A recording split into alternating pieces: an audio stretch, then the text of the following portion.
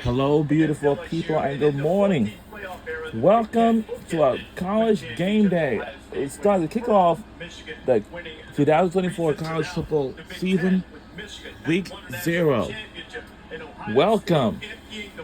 I know you all have been waiting for that for a few months already, and then until today has finally got here. About the next 2 more hours, there will be a college football game. If you think about what has happened over the last few years in Columbus, Ohio, and obviously the state of Ohio is what it is. It is a football place. They are football people, and they all love the Buckeyes. All Michigan has done. Welcome to College Game Day. Smack them right in the mouth. In Columbus, in Ann Arbor, then they go in the national. And we are live in Dublin, Ireland for the first time.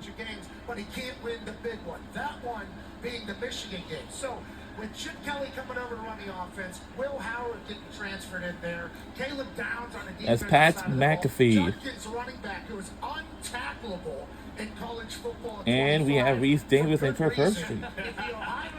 And Nick Saban. This year, I am worried that we will now be a country of 49 states because the state of Ohio will actually burn through the earth for Coach Saban.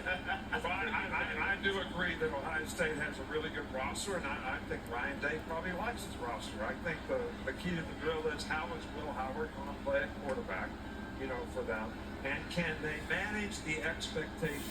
The worst thing for a team is to have these kind of expectations, have this kind of anxiety, on your players that they've got to go accomplish something rather than just going compete one play at a time and go out there and play. Oregon, Penn State, Michigan, they're all going to be good, and I think USC's a dark horse. Nobody knows that better than you. You live that. How does Ryan Day deal with that? That expectations and almost unrealistic expectations. If you gave him advice, what would you say? Well, the biggest thing that I always told our players was, you got to play one play at a time like it has a history of life of its own. So go have fun, compete, be the best player you can be, and the scoreboard means nothing. All these external factors mean nothing until the game is over. So prepare the way you prepare. Don't worry about losing. Focus on what you have to do to be the best player you can be, and just stay focused on that and keep the team together. Forget about all these external factors. Yeah, and there's so many of them, especially, it's hard. Infection of rat poison. Right there. Yeah. I'll tell you, this conference this year with the 4 teams coming in from out west, it's got tremendous depth. We talked a lot about Dylan Gabriel, the expectations on Oregon. I'm fascinated with Michigan. I can't remember a team winning a national championship and almost a forgotten team coming back the next year. Think about what they lost, Deb. You know this. 5 offensive linemen. J.J. McCarthy, Blake Corum, all those incredible leaders on defense. And now you look at these guys that are going to be playing in 2023 or 2024. A lot of these guys played a lot of ball last year. I might be crazy. I think Michigan is I'm not saying they're going to win the Big Ten. I'm much higher on Michigan than I think a lot of people, because I think they got, again, this new chip on their shoulder for 2024. No one's talking about them. No one cares about them. No one respects them. And these are the defending champs. So I think they're interesting. Oregon, obviously, Ohio State.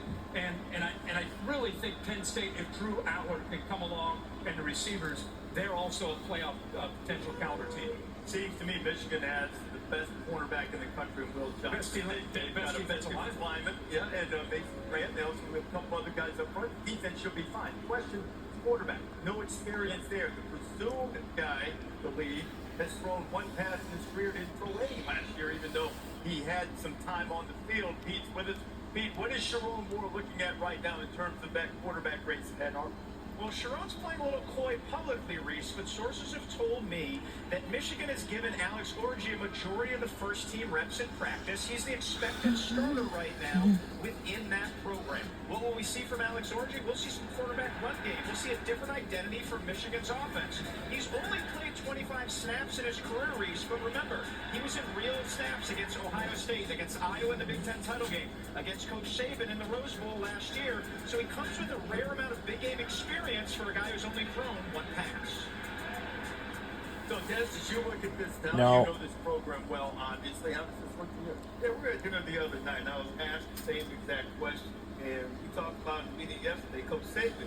It's like they have so many unknowns, really can't give a strong opinion about this Michigan team. But the flip side is you understand they have a culture there and a style of play that's sustainable. So even with this big transition, bunch of different coaches, offensive line is new. You have the tremendous. That's funny, Jesse Palmer right there on the and left. Coach Moore. Don't forget, he coached an offensive line 2 years in a row that won the Joe Moore Award. That has never happened in college football. So if there's a person who you have the stipend of confidence that he's going to be able to get it done, especially up front, then it's Jerome Moore. We talked about the quarterback. In the meeting, I said, listen, they can run the ball all they want.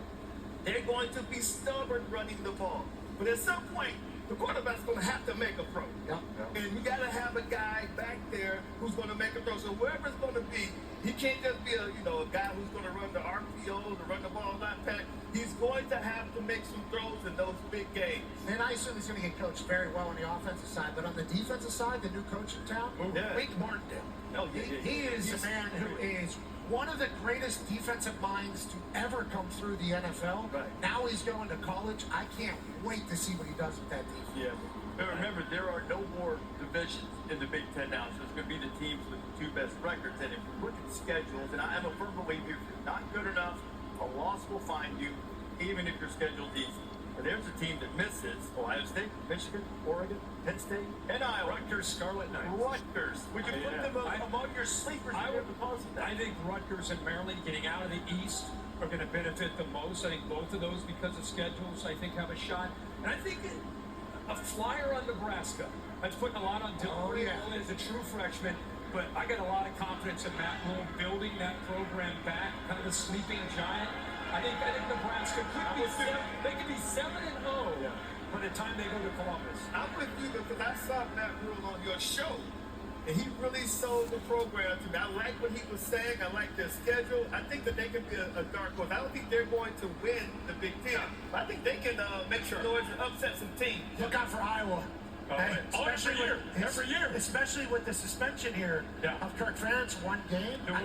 That can kind of rally. That can kind of rally a team. Not that they need it over there. Iowa's always going to be tight, but look out for the Hawkeyes. Yeah. I really think USC, who people are kind of disrespecting now, Lincoln Riley's always going to have a good offense. I don't care who the quarterback is. He'll make them work. And now that they have this new defensive coordinator, Anton Lynn, who really turned UCLA around a year ago, if they can play better defense, they're going to challenge some of these teams in the Big Ten. And they play LSU week 1 at Las Vegas. Reese and I will be courtside watching that one. That'll be fun. Looking forward to that. By the way, you mentioned Dan Lynn. Congratulations to Dan and his wife. I was talking to him the other day. I said, hey, what you doing? He goes, well, my wife just had a baby. I said, well, get off the phone with me. He was like, okay, no, I've taken care of that. Just a quick break. So. Sharon Moore is going to be the coach of the year if he solves all the problems that he has in Michigan, based on what he has to replace and what he has to do. But I think he's very capable, and I think he's done a great job there. And playing against these guys now, they can run the ball now. And I'm just telling you, that running back they got, Edwards, is really something. And they got a guy behind him that's really good. Hey, nobody, I think, has done a better job in the NIL portal era than Michigan, making the block M most important than the individual. They've done a heck of a job. Those kids play for Michigan. They don't play for I agree. Love Sherrod Moore, love Big Ten. Penn State's got a monster week 1. So, everything can change in the Big Ten conversation after one day. They've got a new offensive coordinator too, coming over from Kansas, and Andy Cosmetti. We'll see if he can get through Howard to get some more big plays for them. No Why? to reach into, but still an athletic trivia question. Yes, we do have Yeah. an athletic trivia question, Reese. Which Well, IBS teams what are we besides gonna do? Hawaii Hello? travel the most miles this year? Hello, what? What are we going to do now? That's all. No. Come here. We got time though.